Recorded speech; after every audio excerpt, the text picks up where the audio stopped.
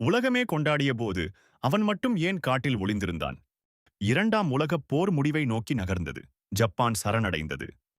உலகம் அமைதி கொண்டாடியது. ஆனால் ஒரு மனிதன் மட்டும் காட்டுக்குள் இன்னும் போரிட்டுக் கொண்டிருந்தான்.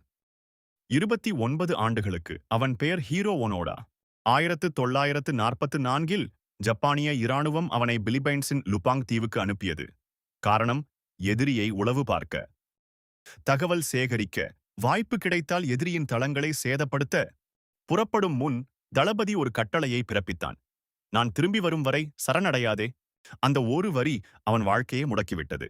சில மாதங்களில் அமெரிக்கா ஜப்பான் மீது அணுகுண்டு வீசியது. இரண்டாம் உலகப் போர் முடிவுக்கு வந்தது. ஆனால் ஒனோடாவுக்கு அது தெரியவில்லை. விமானங்கள் துண்டுப் பிரசுரங்கள் வீசின. வீட்டிற்கு திரும்பு. ஒனோடா சிரித்தான். இது எதிரியின் தந்திரம் என்று நினைத்தான். இரவில் மட்டும் காட்டை விட்டு வெளியே வந்தான். அரிசி எடுத்தான். தேங்காய் பறித்தான். பசுக்களை வேட்டையாடினான். கிழிந்த சீருடையை மீண்டும் மீண்டும் தைத்தான். ஆண்டுகள் நகர்ந்தன. உலகம் மாறியது. மனிதன் நிலவில் இறங்கினான். தொலைக்காட்சி வந்தது. ஆனால் ஒனோடாவின் உலகம் மட்டும் 1945லேயே நின்றது. 1974 ஒரு இளைஞன் அவனை கண்டுபிடித்தான். அவன் சொன்னான், போர் முடிந்து 29 ஆண்டுகளாகிவிட்டது. ஒனோடா அமைதியாக பதில் சொன்னான். என் தளபதி நேரில் வந்து சொன்னால்தான் நம்புவேன். அவனது தளபதி வந்தான். அவன் சொன்னான், போர் முடிந்தது. உன் பணி முடிந்தது.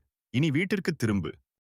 அந்த கட்டளையை கேட்ட நொடியே ஒனோடா தன் துப்பாக்கியை கீழே வைத்தான். பின் வீடு திரும்பினான். 29 ஆண்டுகள் அவனை காட்டில் வைத்திருந்தது பசி இல்லை, பயமில்லை, ஒரு கட்டளை.